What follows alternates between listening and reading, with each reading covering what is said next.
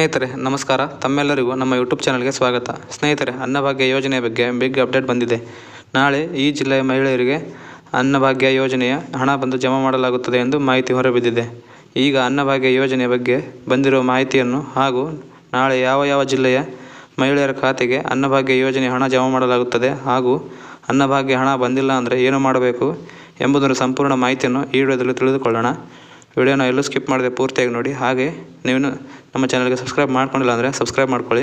ಹಾಗೆ ಈ ವಿಡಿಯೋಗೆ ಒಂದು ಲೈಕ್ ಮಾಡಿ, ನಿಮ್ಮ ಜಿಲ್ಲೆ ಯಾವುದೆಂದು ಕಮೆಂಟ್ ಮಾಡಿ ತಿಳಿಸಿ. ಹಾಗಾದರೆ ಬನ್ನಿ, ತಡ ಮಾಡದೆ ಇವತ್ತಿನ ಈ ವಿಡಿಯೋನ ಸ್ಟಾರ್ಟ್ ಮಾಡೋಣ. ಸ್ನೇಹಿತರೆ, ಕಾಂಗ್ರೆಸ್ ಸರ್ಕಾರವು ಕಳೆದ ವರ್ಷ ಜಯಿಸಿ ಬಂದರೆ 5 ಗ್ಯಾರಂಟಿಗಳನ್ನು ಯೋಜನೆಗಳನ್ನು ಜಾರಿಗೆ ತರುತ್ತೇವೆ ಎಂದು ಹೇಳಿದ ಮಾತಿನಂತೆ 5 ಗ್ಯಾರಂಟಿ ಯೋಜನೆಗಳನ್ನು ಜಾರಿಗೆ ತಂದಿದ್ದು, ಅದರಲ್ಲಿ ಈ ಅನ್ನಭಾಗ್ಯ ಯೋಜನೆಯು ಒಂದು ಪ್ರಮುಖವಾಗಿದೆ. ಕಾಂಗ್ರೆಸ್ ಸರ್ಕಾರವು BPL ಕಾರ್ಡ್ ಹೊಂದಿರುವ ಕುಟುಂಬದವರಿಗೆ ಪ್ರತಿ ಸದಸ್ಯರಿಗೆ ತಲಾ 10 kg ಅಕ್ಕಿಯನ್ನು ನೀಡುತ್ತೇವೆ ಎಂದು ಘೋಷಿಸಿದರು.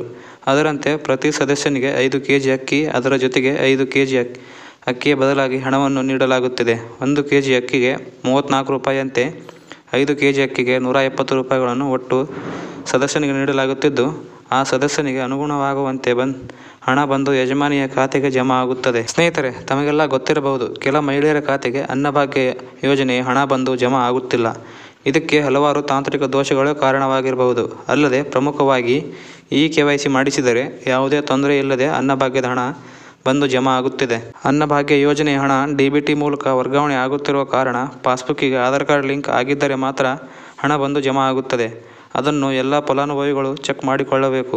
ಸ್ನೇಹಿತರೆ, ಇಷ್ಟು ದಿನ ಹಣ ಬಂದು ಜಮಾ ಆಗುತ್ತಿದೆ, ಈಗಲೂ ಸಹ ಹೀಗೆ ಬಂದು ಹಣ ಜಮಾ ಆಗುತ್ತದೆ ಎಂದು ಸುಮ್ಮನೆ ಕೂತರೆ ಇನ್ನು ಮುಂದೆ ನಿಮಗೆ ಹಣ ಬಂದು ಜಮಾ ಆಗದೇ ಇರಬಹುದು. ಸ್ನೇಹಿತರೆ, ಇನ್ನು ಈ ಯೋಜನೆಯ ಹಣ ನಾಳೆ ಯಾವ ಜಿಲ್ಲೆಯ ಮಹಿಳೆಯರ ಖಾತೆಗೆ ಬಂದು ಜಮಾ ಆಗುತ್ತದೆ ಎಂದು ನೋಡೋದಾದರೆ ಬೀದರ್, ಕಲಬುರಗಿ, ರಾಯಚೂರು, ಬೆಳಗಾವಿ, ಬಾಗಲಕೋಟೆ, ತುಮಕೂರು, ಬೆಂಗಳೂರು ಗ್ರಾಮಾಂತರ, ಬೆಂಗಳೂರು ನಗರ, ಕೋಲಾರ, ಚಿಕ್ಕಮಗಳೂರು ಹಾಗೂ ಇತರೆ ಜಿಲ್ಲೆಗಳಿಗೆ ನಾಳೆ ಈ ಯೋಜನೆಯ ಹಣ ಬಂದು ಜಮಾ ಆಗುತ್ತದೆ. ಸ್ನೇಹಿತರೆ, ಇದಾಗಿತ್ತು ಇವತ್ತಿನ ಮಾಹಿತಿ. ಇದೇ ರೀತಿ ಹೆಚ್ಚಿನ ಮಾಹಿತಿಗಾಗಿ ಚಾನಲನ್ನು ಸಬ್ಸ್ಕ್ರೈಬ್ ಮಾಡ್ಕೊಳ್ಳಿ. ಧನ್ಯವಾದಗಳು.